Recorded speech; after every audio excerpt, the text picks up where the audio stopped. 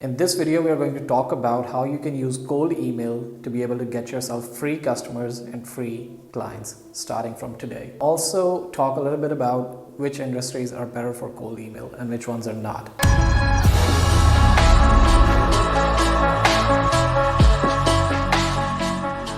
So, cold email is really effective if you're trying to do your outreach in a B2B setting. So what do I mean by B2B? So it's a business to business, whether you're a local business, whether you're an info business, digital business, you're an enterprise, wherever you are, or even if you're a recruiter, that's a B2B setting, business to business setting. This is not for you to sell t-shirts. So this is not B2C. This is not business to consumer or D2C, direct to consumer. So you're not going to be selling t-shirts or things of that nature. This is for B2B. If you are a freelancer, an agency owner, a business, enterprise, local business, whatever business you do, or you're a recruiter, cold email is the best way for you to go get customers and get them for free. And B2B cold email really works well if you're selling high ticket services. So that might be even counterintuitive, but that's actually very true. You can sell high ticket services, and probably cold email is one of the best ways to sell high ticket services. Okay, so and you should know this, that all enterprise, they still do use cold emailing. For example, Salesforce, Microsoft, all these companies use cold emailing.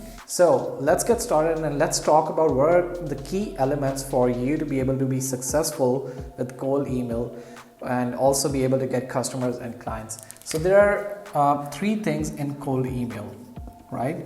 So the first one is you need a list. So let's talk about where you can get the list from. So what is a list?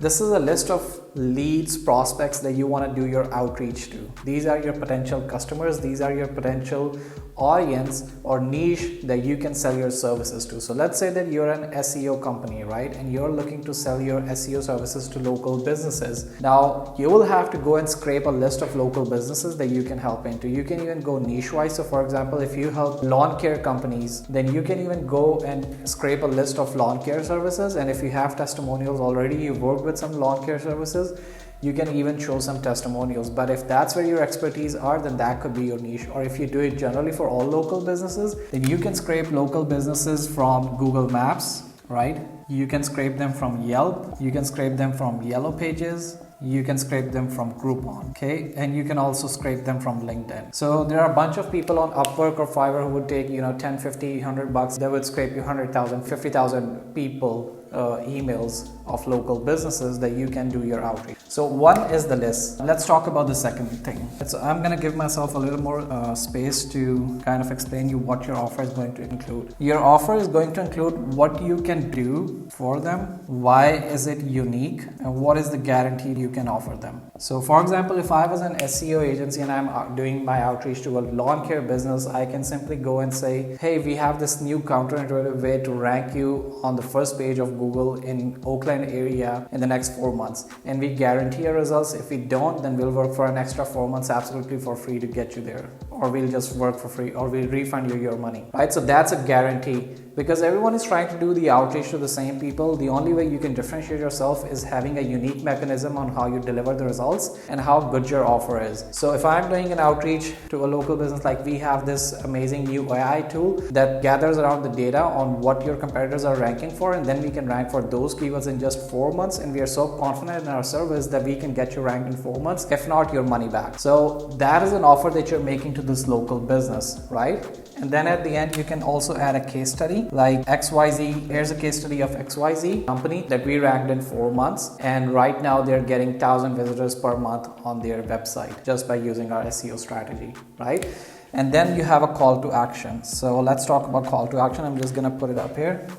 The last thing basically is a CTA, call to action. So once you've made them the offer, you've put down the case study, then it's call to action. So what is your call to action? A lot of people try to complicate this. A lot of people just, send them a bunch of calendar links for them to schedule. No one has time to go through and schedule calls in them. So all you got to do is just say, let me know if you want more info.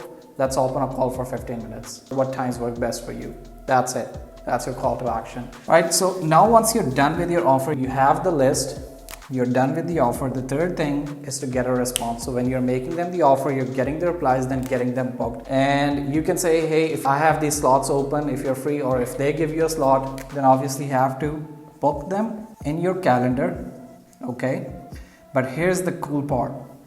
When you book them in your calendar, you can have a software or some sort of automation, because we do this all day, every day in our company, is to send them a text message to confirm their appointment so that they actually show up. And to make sure that they show up, you also can send them follow-up emails before the call with some case studies. So there could be video case studies, some results that you have produced in the past. So now they are being warmed up before they show up on the call. So they already have a mindset like, hey, this stuff works, this has worked for other people. You're building your rapport and trust with them. So when you are on the call with them, they're already pre-sold. So that's how you can use to do your outreach with cold email. Now, here's the beauty of it. You can send 500 to 1,000 emails per day.